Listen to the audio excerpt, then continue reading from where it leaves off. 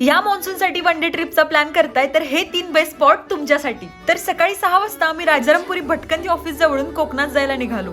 मस्त पावसाचं आणि धुक्याचं वातावरण झालेलं।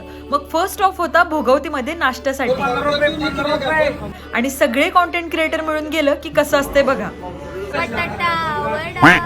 मग मस्त नाश्ता करून निघालो कोकणाच्या दिशेने। स्टॉप घ्यायचा नव्हता तरी हिच्यासाठी 3 स्टॉप घ्यायला लागली, नो ऑप्शन।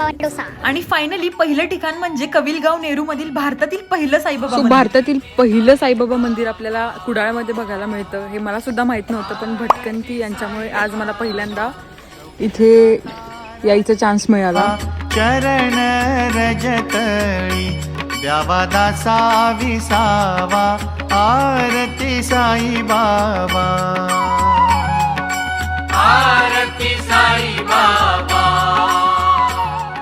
तिथे मस्त दर्शन घेऊन कोकणातील ऑथेंटिक सी फूड आणि काजूची भाजी असा जेवणाचा स्पॉट शोधला। माझी मस्त व्हेज थाळी आणि बाकीच्यांनी सी फूडचा आस्वाद घेतला।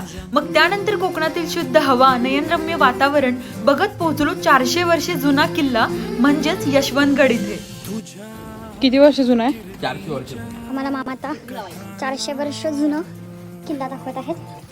वाव। तेथील मामा आम्हाला संपूर्ण किल्ला दाखवत त्याची माहिती देत होते। किल्ला जितका जुना तसाच भयानक पण दिसत होता, कारण तिथे किल्ल्याला संपूर्ण झाडांनी वेढले होते।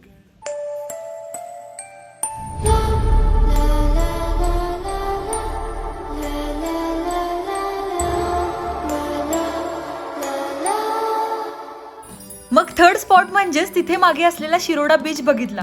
खूप फोटोज व्हिडिओज काढून व्ह्यू एन्जॉय करत निघालो परतीच्या दिशेने आणि ही मजा अशी चालूच होती। कोकणात येऊन शूटिंग करता सगळं। घरी जाता जाता रात्री राधानगरी मधील सुप्रसिद्ध उमेश भोजनाला इथे जेवायला थांबलो। नक्की व्हिजिट करा, खूप मस्त जेवण आहे। And finally one day trip successfully done झाली भटकंती टूर यांच्यामुळे।